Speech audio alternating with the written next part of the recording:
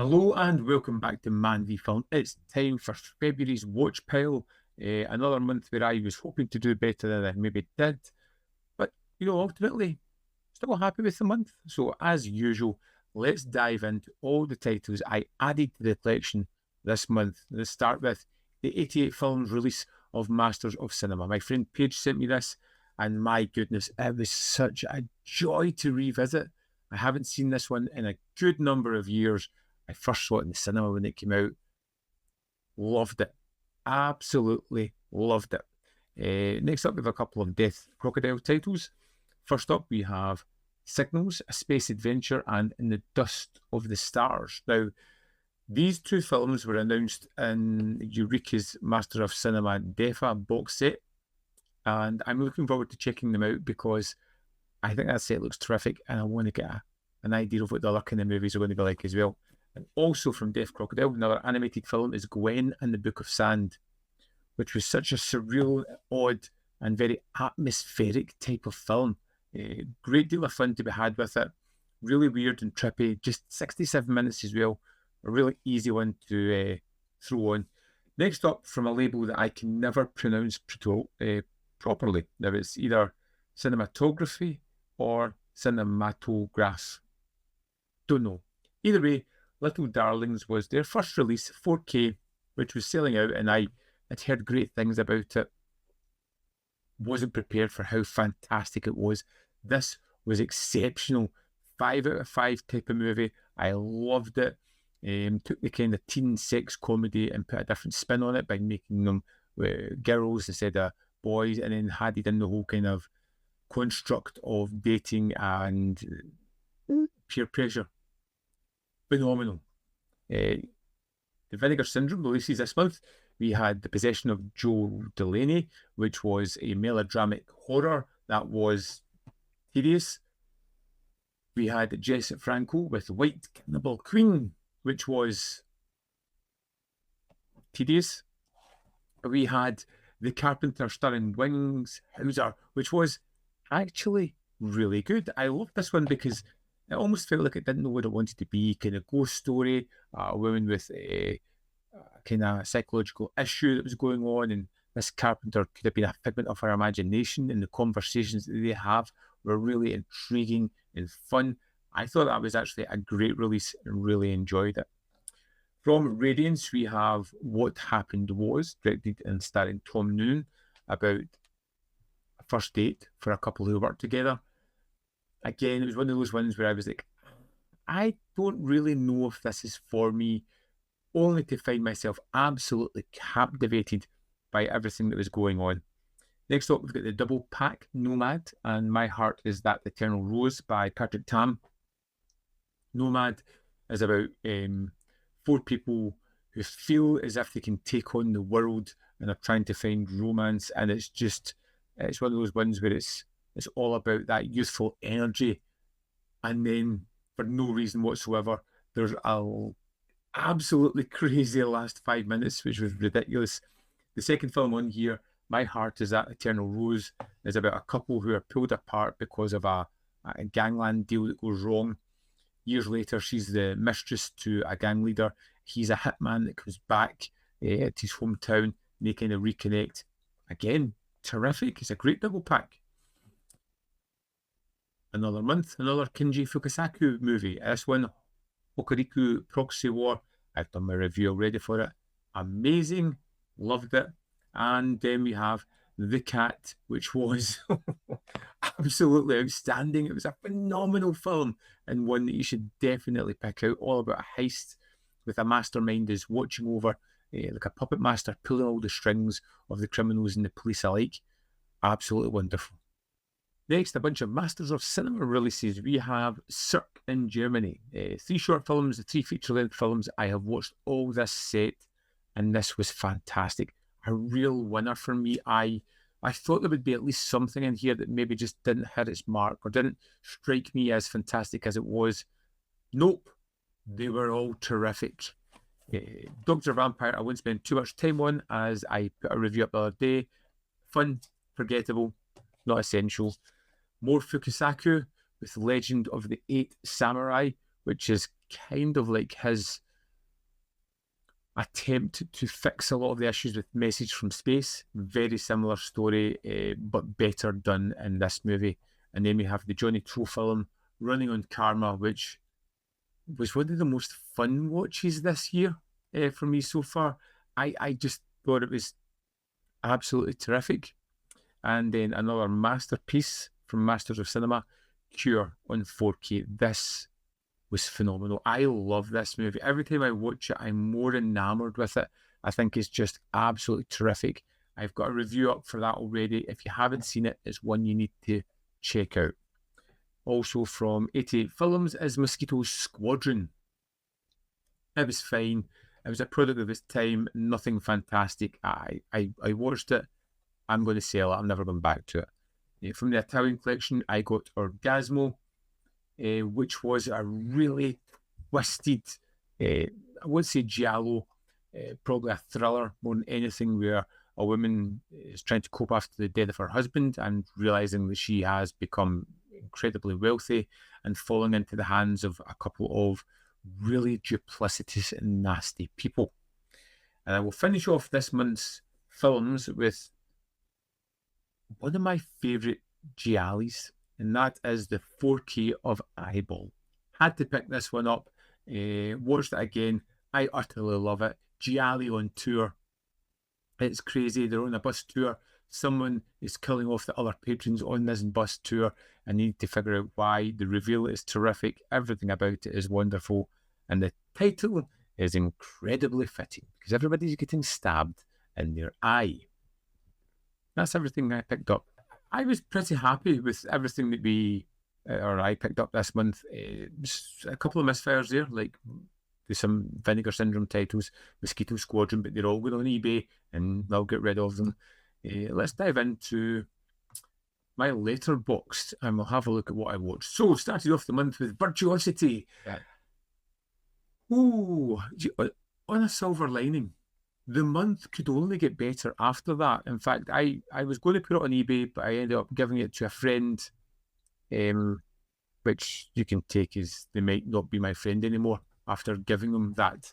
Iced, I watched from Degauser Video from Vinegar Syndrome. I liked the film. I just wish it was in better quality. My first cinema trip this year was for Companion, a movie that I knew nothing about and actually had a really good time with. It's fun. If you get a chance to check out in streaming, I would recommend that. From Radiance, we had Underworld the Beauty, which was a great Seizun Suzuki film. A lot of the staples that he had, real fun, really kind of noirish as well. I really enjoyed this one. Then there's Cure, which I said was absolutely phenomenal. From Vinegar Syndrome, I watched Crack House, which was like an after-school special mixed with a New Jack City.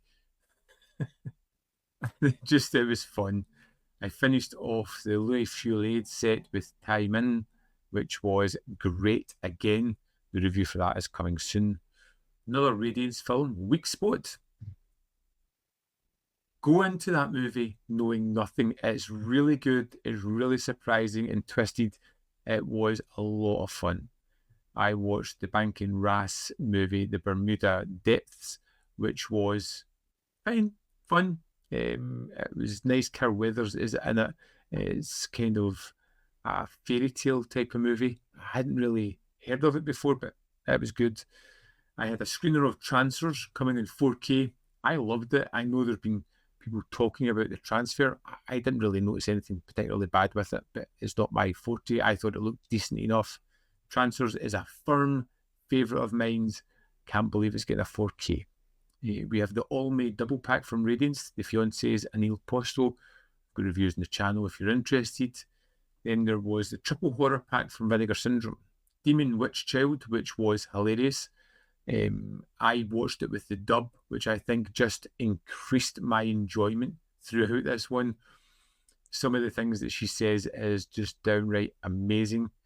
I then watched Curse of the Devil, which was... It was probably my least favourite of the set. It had me unsure about what I was going to do with this set. Was I going to sell it? Was I going to keep it? I watched The Vampire's Night Orgy and loved that, and it made the set a set I was going to keep. That Vampire's Night Orgy is all about a group of people who end up in this small town where everybody just seems a little bit different and odd. And as they slowly are picked off, we try to get down to our heroes, hopefully evading all the troublesome elements within this town. It was terrific. Also from cinematograph or cinematography, whatever it is, was Last Embrace on 4K, the Roy Schneider film.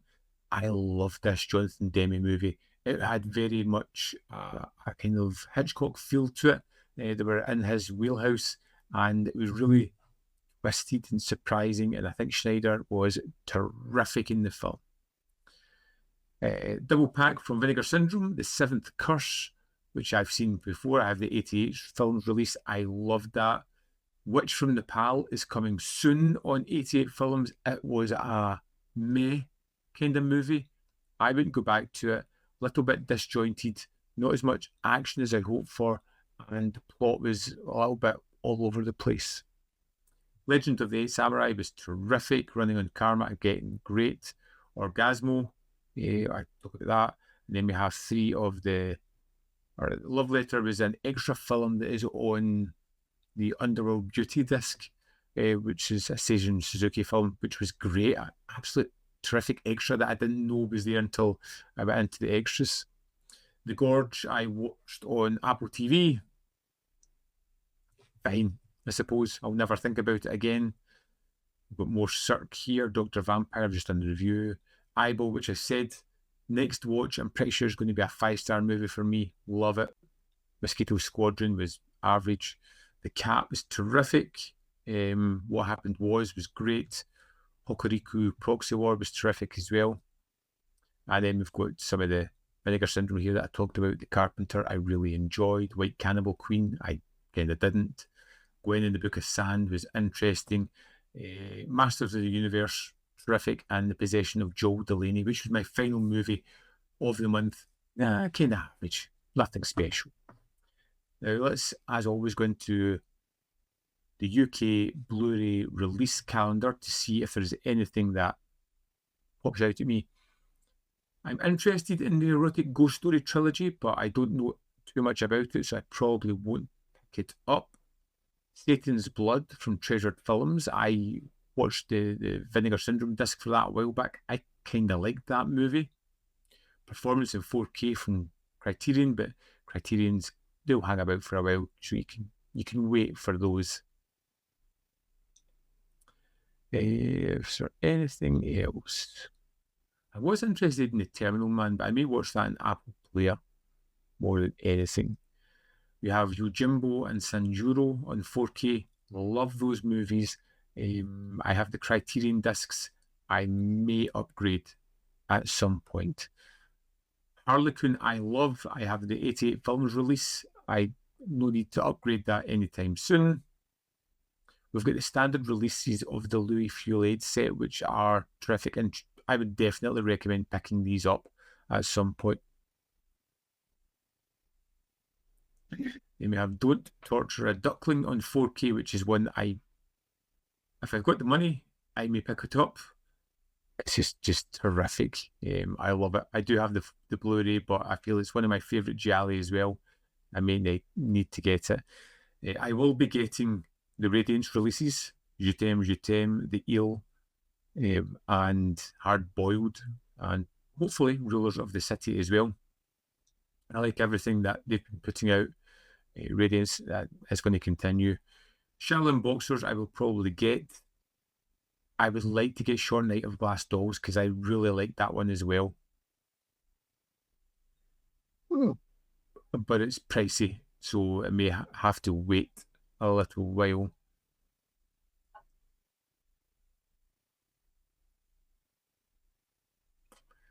Is there anything else? I'm kind of liking this because there's not a great deal of movies that I'm going to pick up this month. Oh, there we go. Just as I said, at the end of the month, we have Scanners in 4K and The Brood on 4K. Absolutely getting those. Those look tremendous. I would like to get the 4Ks of Kill Bill and Jackie Brown, but those aren't essentials. I will pick them up at some point. The Mabuse Live set is an absolute winner. for me. I love those films. I have the trilogy already. I'm looking forward to delving into more Mibusi. Then there's Transfers 4K that I'll probably pick up at some point as well. Okay, so yeah. Do you know what? It's not too bad. We've got the 4 Radiant releases. We've got the Mibusi set. Maybe Yojimbo and Sanjuro. I do kind of like them. Enough to upgrade anyway from the Blu-ray to the 4K. Scanners, The Brood, absolutely. Mibusi, like I said. I don't know anything about Four-Sided Triangle, and I missed out on Captain Kronos because I just wasn't sure about the film, and £50 was a lot of money. So if you know anything about Four-Sided Triangle, please tell me a little bit about it so I can decide whether I'm going to add it to what I want or not.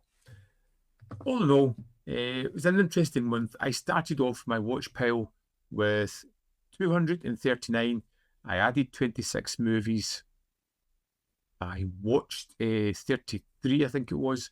So my watch list came down to 232. So it's coming down, and I've already started this month strong and hope to continue that. And there's not a great deal coming here. I do have a package coming from TerraVision. I have a package coming from Vinegar Syndrome later in the month, and Radiance and Eureka, and maybe the odd title picked up amongst here. But I want to know, is there anything you watched this month that you just thought, wow, that's great, I need to recommend that? Anything you picked up and thought, maybe you want to stay away from that one? I want both these kind of recommendations. And is there anything you're picking up this month that jumps out that you says, you need this in your collection? I want to know, so drop me a comment in the comment box below. As always, there is more content up here. You can see more of my stuff. In the description box below are links to Patreon, membership program, manvfilm.com. Always, in which you can support me. Thanks for watching. I'll see you next time.